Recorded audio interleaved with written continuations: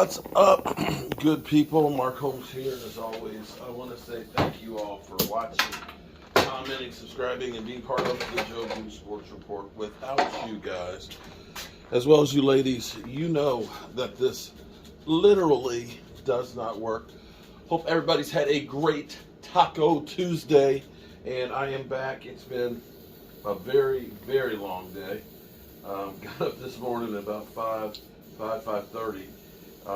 Did my morning video and hit the road, and I'm back and got to hit the road again tomorrow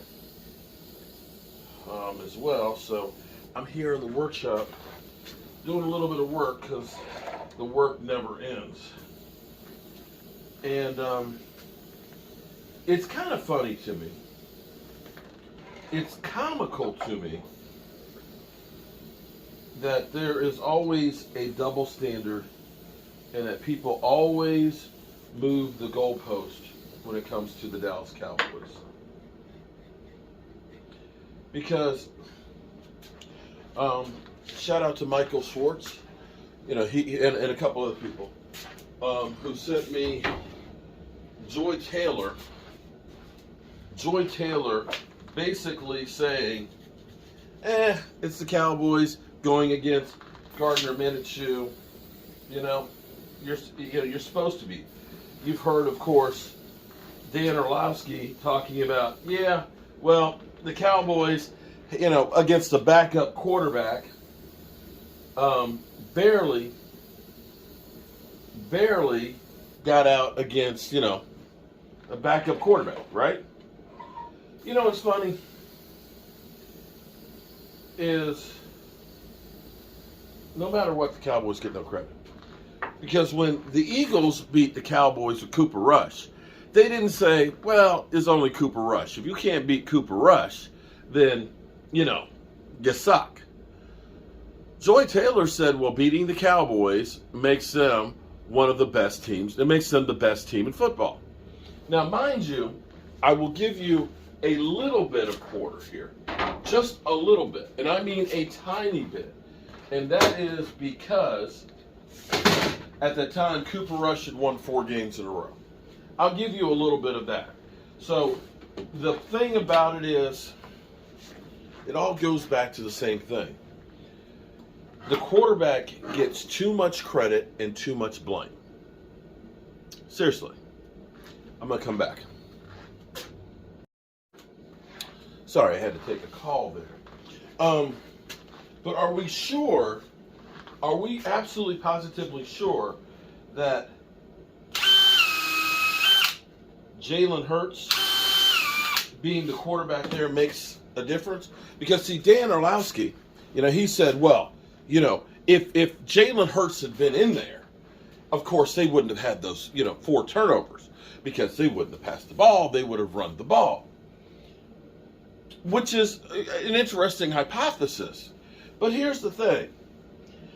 We see a difference between the points we were scoring with Cooper Rush. We averaged like 22 points a game with Cooper Rush. Since Dak's come back, we've been averaging 33. So you could make that argument right there to say, yeah, there's a big difference between Dak Prescott playing versus Cooper Rush.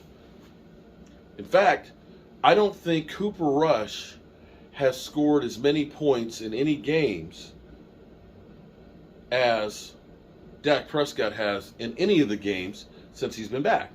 I think every game that Dak's been back, we've scored more points than any of the games that Cooper Rush was in.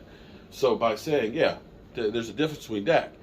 But I'm not sure you can say that about what Gardner Minshew did. He scored 34 points. He led the team to 34 points. Yeah, there were 4 turnovers, but the team still scored 34 points. They've only had 4 games where they've scored more points. And none of them are 11-win teams. None of them are 11-win teams. They were talking about, they beat the Lions. They scored 38 against the Lions in a shootout, 38-35. I want to say the Bears. No, not the Bears. I'm sorry. They only scored 24 against the Bears. The Titans. That's it. The Titans, I think they scored like 40 points and a couple other games. But it weren't exactly good teams. And against the Bears, The Bears, which are a 3-win team, Hurts only led them to 24 points. So the assumption is the team scored 34 points. The team scored 34 points with Gardner Minshew, but had Jalen Hurts been in, what would they scored, 50 against the Cowboys? Is that what we're saying? And we would have won those because Jalen Hurts would have run the ball more. Am I correct on that? Because I'm trying to understand. I'm trying to understand and make sure that I got it right because I don't want to get it wrong. So the hypothesis is, A, there wouldn't have been as many turnovers because they would have run the ball more where, Minshew was passing. B, they would have scored more points than they usually do, okay? Because here's the thing. Their season average is 29.1 points a game with Jalen Hurts. They scored above their season average with Gardner Minshew at 34. So we're supposed to be led to the assumption that if they had Jalen Hurts in there, then they would have scored way above against a good team, way above what the Cowboys were doing. Do I have that right now? Because, sorry, that's a bunch of bullshit. That is a bunch of bullshit. And we know what the real deal. We know what the real deal is. The real deal is hate on the Cowboys because you're going to get a reaction, and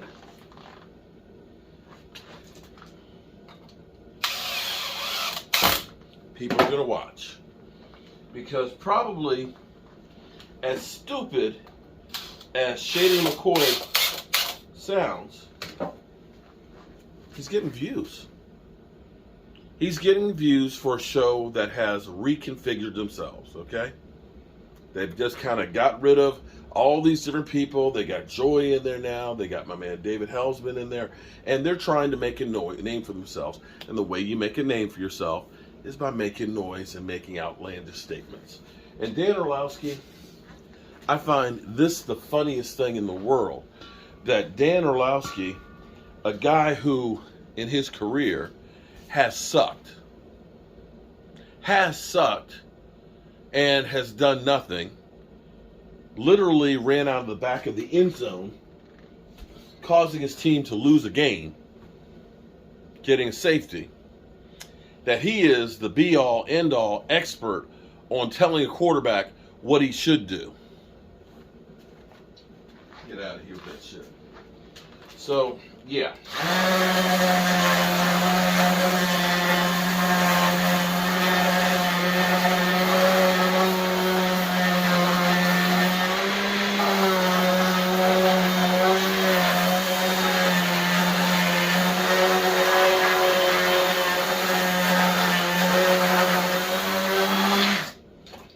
Anyway, I've got a little more work to do and then I'm going to pass out.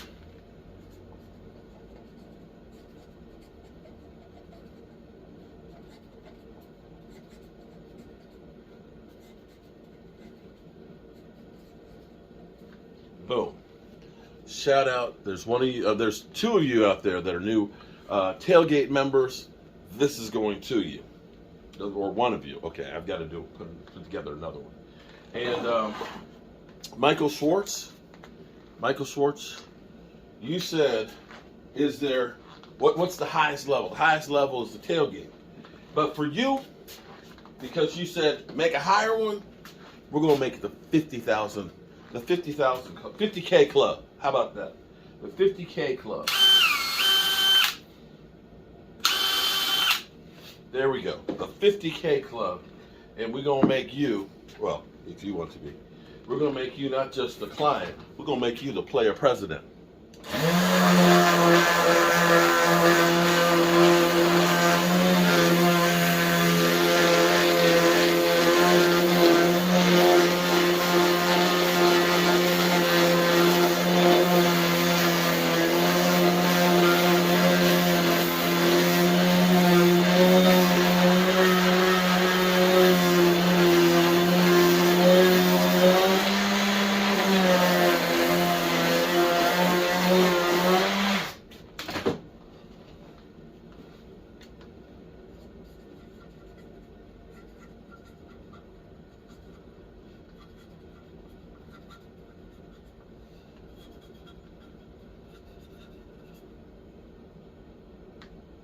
You're still here?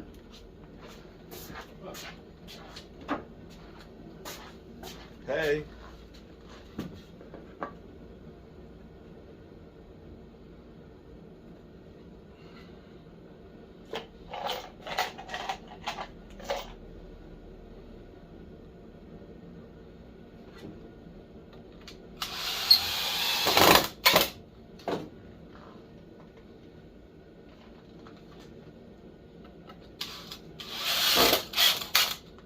Oh, and don't forget, if you still want to go to our tailgate,